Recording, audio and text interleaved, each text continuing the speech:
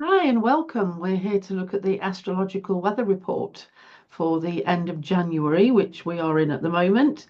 I am going to share the horoscope with you. So today's horoscope, there we go. We are currently looking at the moon, which is at 12 degrees of Aquarius, and the sun, which is 10 degrees of Aquarius, which are over here.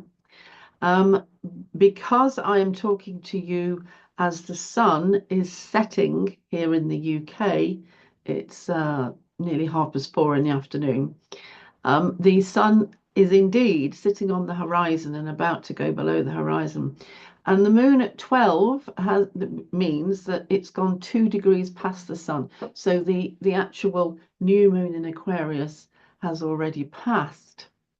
And according to the Egyptians, you remember me saying, everything starts when we see the first crescent of the moon. So we see that tiny little sliver in the sky after the sun has set, which won't be today, could be tomorrow. It depends on so many factors. Okay, right. So what's the news story for today? Well, it has got to be about Jupiter and the Sun, because they are just about to make an exact trine in air. And we have here, of course, two fire planets. So Jupiter's a fire planet, and the Sun is definitely a fire planet. Air is a masculine element and fire is a masculine element. So we've got something in the sky which is extremely fortuitous, very jovial, certainly a very uplifting feeling. I'm just going to stop sharing now. And we'll just have a think about what this means in terms of how we should use it or benefit from it or feel it. Okay, so fire. Fire is a very strange element, isn't it, really? Because it's an invisible force. There is nothing material about it. So, unlike Earth, where you can build something from it, or you can eat it, or you can wrap it around you, or you can view it, um, we don't get the benefit of that with the fire element. We can look at physical fire, even if you can call physical fire fire, it has no solid bit, let's face it, it's just energy. And we can see that, but the actual fire of astrology, it's evasive. It's there in the sun's rays, for certain, in the photons. But it's a mysterious substance in astrology. It's certainly the masculine polarity, so it's yang in feeling, and it's probably more like an experience, in as much as when you get a lifting with the fire element, you can really experience a sense of excitement, exhilaration, confidence. Now, this is the biggest word really to describe the fire element. It imbues confidence. It makes you feel as if you can walk on water. It makes you feel full of joy, and it can attract to it. So it's got a sort of an attractive quality, can attract to it very positive events, very lucky events. And it therefore it's able to give us a sense of euphoria and a sense of joy at being alive. And yet it's nothing that we could wrap around us or eat, as I say. There's nothing in it which gives the security that Earth gives. But nevertheless, it can give us this strangely confident, euphoric feeling. Now, if we go to deity, to the gods, when I say the gods, I automatically mean gods and goddesses. So it's just a long sentence, and I would rather just say the gods. So I've always just short formed it.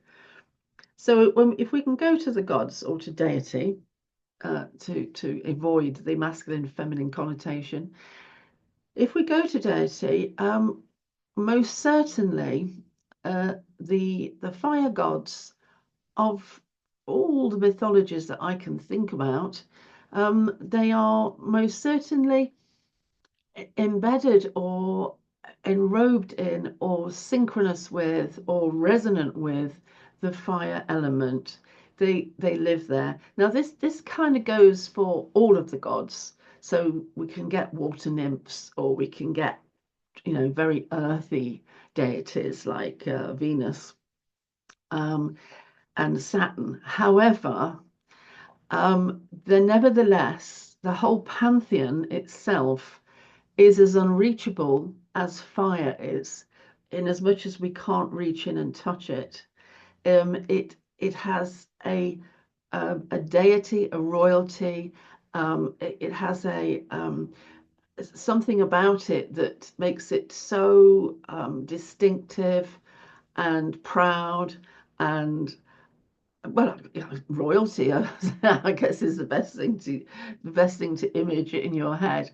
And that's really what we're accessing when we access fire. We're accessing Olympus.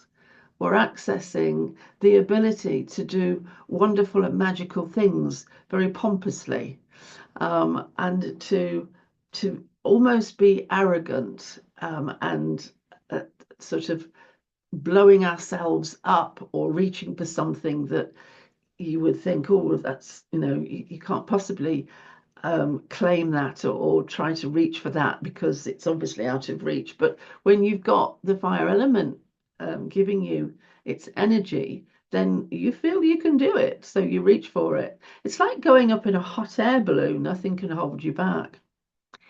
The sun itself is always a positive planet. I've never known it. It can't be negative, really. It's so full of fire. And Jupiter is kind of like a portal through to the realm of the gods, to the realm of deity. So we can certainly use the energy in the moment to grant us wishes, to make us feel as if we can do amazing things. And we can. Now, the really strange thing is I've been looking at this setup, so the aspect between the Sun and Jupiter, for the last couple of days, and I have been having so much luck. It is ridiculous. It's just, I shouldn't have said that. It has been piling in. This went lucky, that went lucky. I won £30 on the local lottery. So I didn't go out and buy a national lottery ticket because I thought that might be a bit like Prometheus, stealing fire from the gods. Jupiter might get a little bit angry if I sort of tried to push it too far. So I didn't do that much. But loads of things have just gone so right. And I've got this sense of buoyancy and this sense of, no, everything's going to be fine. So that's kind of what I'm trying to describe to you. You should be feeling that anyway, because the new moon that we've just had meant that the sun and the moon were making a trine or 120-degree aspect to Jupiter. So it should be an uplifting feeling for everybody. I'm hoping so.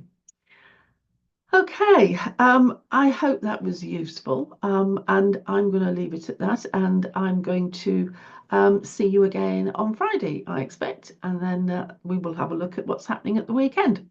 Thank you very much for being here. I'm really, really thankful that you are. Thank you. Appreciate it. Okay, then, bye.